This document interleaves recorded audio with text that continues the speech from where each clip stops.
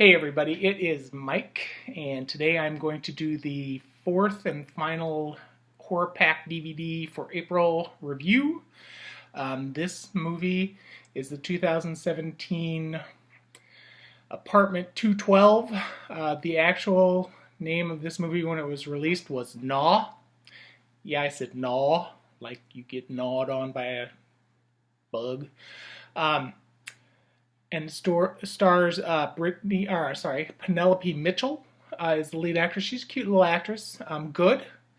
And then it has a few other good actors in it. The only name you may recognize is Sally Kirkland is in this for a few scenes. She's the typical nut that she plays in all the horror movies. Have you ever watched a movie thinking that it was going to be a horror movie and then realizing, well, it's not really a horror movie until the last 15-20 minutes? It's kind of what this is. It's not a bad movie. The acting is good. I liked all the characters in it. But you really have no idea that there's any kind of horror going on until you find out what is going on in the last 15-20 minutes. So, the breakdown of this story is, it starts out with a woman in an antique mall or an antique store, and she's trying to get somebody's attention, and she can't get a hold of anybody. And she sees this little antique box, and she takes it without paying for it because there's nobody in the store to check her out. So she we never see this lady. You don't see her face. You just see her hands, and you hear her voice. And then it goes to the main character. Her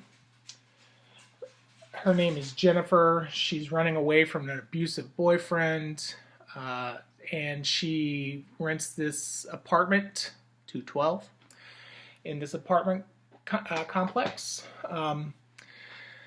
And there's a variety of nutty people that live in this complex. There's like a pothead, and there's an abusive couple, and the guy that kind of runs the place is this kind of flamboyant, funny guy, very nice.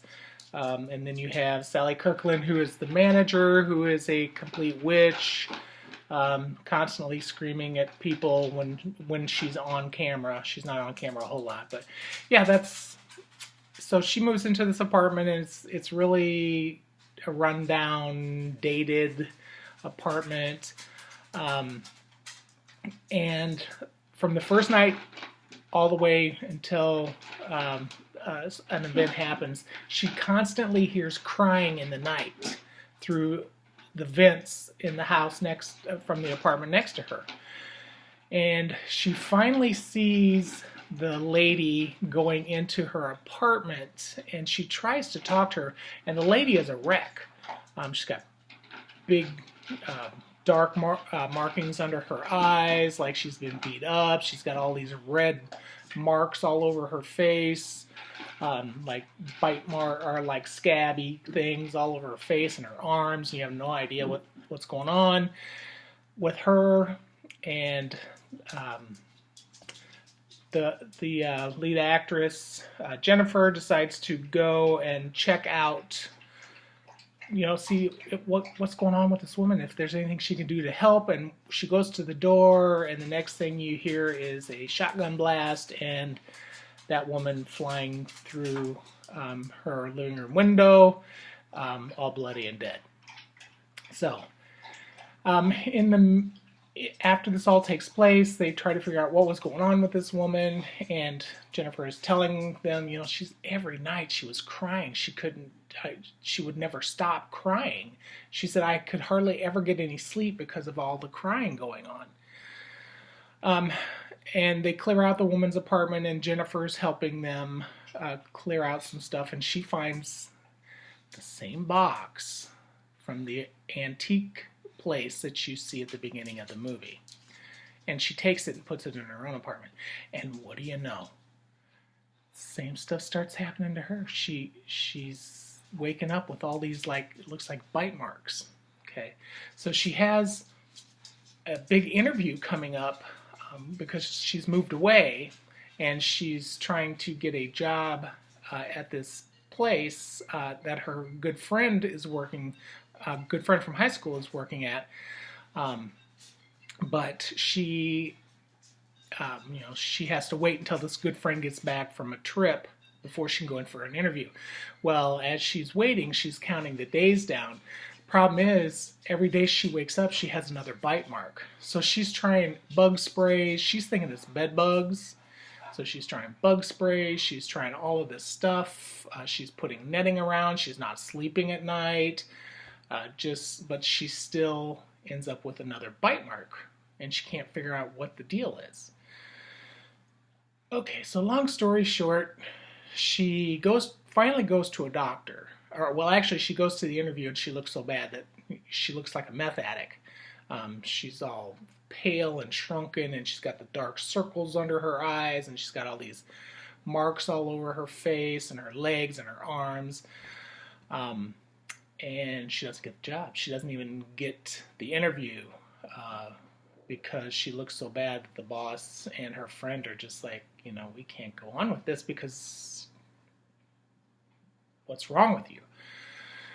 So she goes to her doctor, and the doctor says, these are teeth marks. These aren't bug bites. These are teeth marks.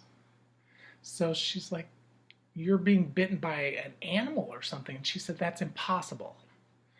Well, she goes home. She stays awake all night, and she sees that the little trilogy of terror was all I could think of. The little thing on top of the antique box that she had taken is no longer on the box.